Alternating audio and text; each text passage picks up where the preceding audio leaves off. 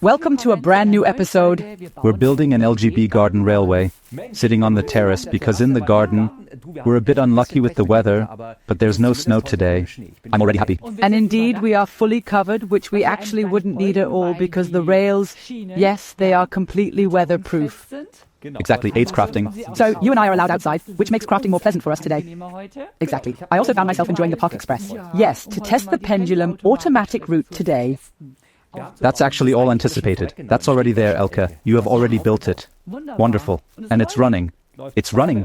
What have we done? We'll take that apart again so you can see, so maybe sometime, what one can see. We see two buffers. The one here, in which all the witchcraft is built in. We'll show that again in a moment. The locomotive halts, and over there is the other buffer. This is precisely the one from the expansion set that we meticulously constructed in episode 2. We just stole that one from here, and the locomotive essentially runs the whole time from one buffer stop to the next, and we can extend the whole thing as we please. And with that really nice, for example, on the terrace here, let the drink swing back and forth with a bag of chips. Yes? We've built it together before. Can you explain what's in the package and what we need? It was simple, I believe. Exactly. As mentioned, we have one buffer stop on the right where our electronics are. Crucial for commuting distance. I'll show this briefly to the camera so one can see it. This is how it looks inside. That's the entire structure. It's hidden in the buffer stop. You don't need to know much. Just which cable goes where is well described in a practical way. Well described? I'll put it back. We'll address that soon. What else? Then we have two interrupter tracks with pre-mounted diodes. One's here. Here's the interrupter track, short with the train on it. I'll place this, allowing clear view. You can see here, very small, the track is severed. There's a slot. I must press my hands together so it's less noticeable. If the locomotive drives over there, then something happens. Or rather, it will be stopped at that spot. And then it is reversed so that it subsequently travels back in the opposite direction. Exactly. Then, indeed, we have a blue-red track connectivity cable. That's precisely in the middle. It is very important that it is securely stuck between the two tracks where the diodes are firmly attached. Interrupter tracks. By the way, the length of this middle position, whether 3 meters, 2, or even curved, running through the garden, is irrelevant. And this indeed is the standard connection set that one would typically connect to the speed controller now, without any exceptions. If you set up the RGB in the usual way, except that we have not connected these two terminal clamps to the speed controller here, but instead, we have now plugged this cable into the buffer stop for the very first time. I pulled it through this little hole here, and as you can see, there are two connections. Hold it up to the camera, and not merely the first one located on the far right side, but specifically the second and the third one as well. Why? It's because there are two construction modes for this pendulum automation, a simple mode and a more complex one. We have now chosen the simpler one, exactly. And in the simpler mode, you can indeed control the approach speed of the locomotive, right? Is that said right? Yes. Determine acceleration and dwell time, the duration the locomotive must stop. And in the slightly more complex mode, you can also adjust the braking effect, I believe. That is then different wiring. But here you can clearly observe it, so cables 2 and 3 are now essentially in the optimal position for the siding. Is also described nicely here in the instruction manual. Can we quickly show that again with the other camera? So here you can see very nicely on the side how it comes in there. Here you can see it again on the side in here. And the other cables indeed are now being directed towards our speed controller, primarily because the speed controller does indeed receive power directly through the power supply unit. I'll just put this on here for a moment, then you can see this is the standard LGB throttle. And now here is the completely normal cable from the power supply. And here, the red and blue cables emerge once again. Only in this instance, this particular cable does not proceed to the track as is customary, like with the LGB, to the two track connection terminals. But in this specific case, it now enters into the buffer stop, and there, to the position far left, the first two connection tracks. You can clearly see that here. So very, very simple, it can be set up in 3 minutes. The only thing that took us a bit longer was bending these things. We'll show that again in a moment. These interrupter tracks, we tinkered a bit with those, but I'll get to that in a moment. Now the locomotive drives over the interrupter track, which is the special feature. In simple mode, I'll wait until the train leaves.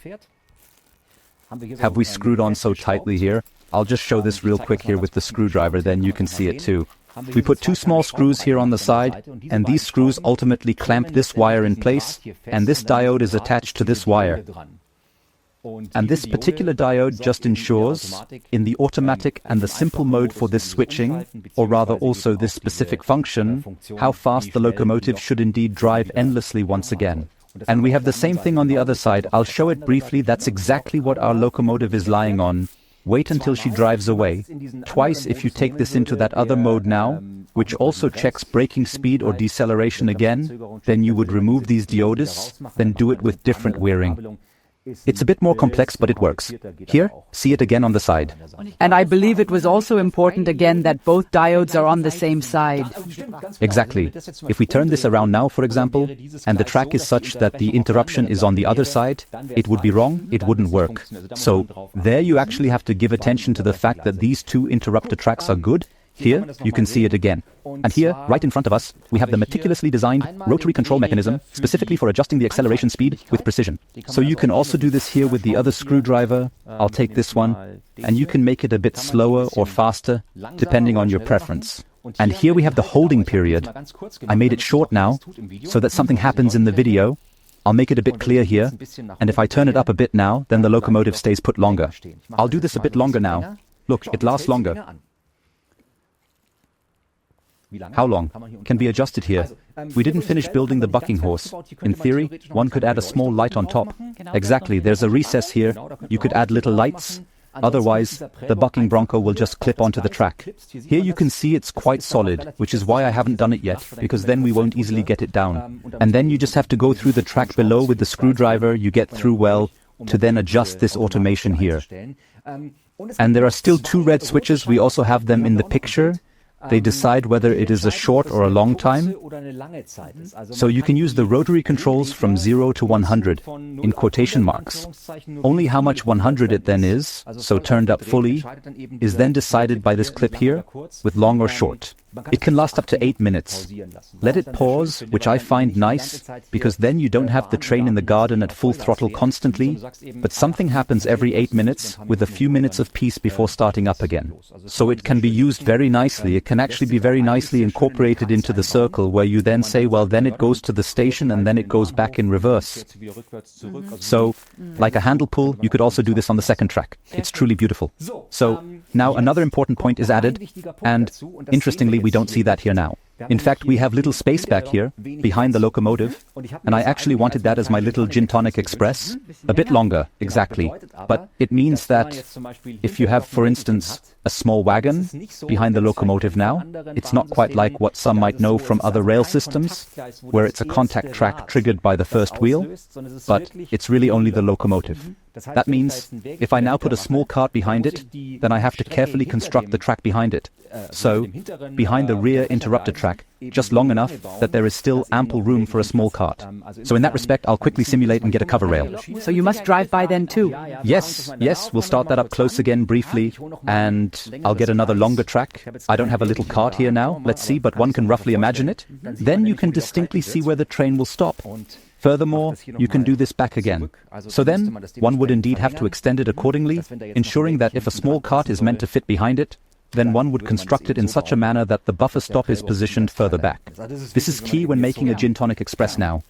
If one says the car must be at the front because it's pushed, it would have to be done on the other side.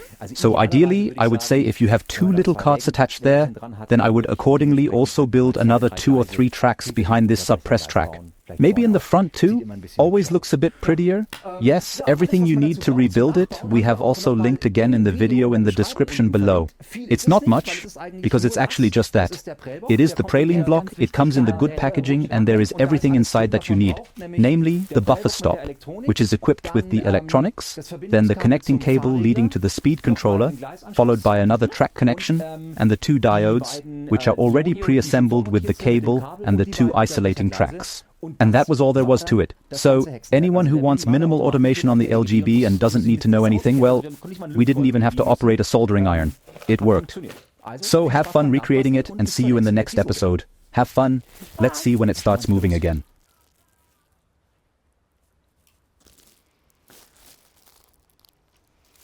He was clean anyway. Don't know. Steam. Next with steam, exactly.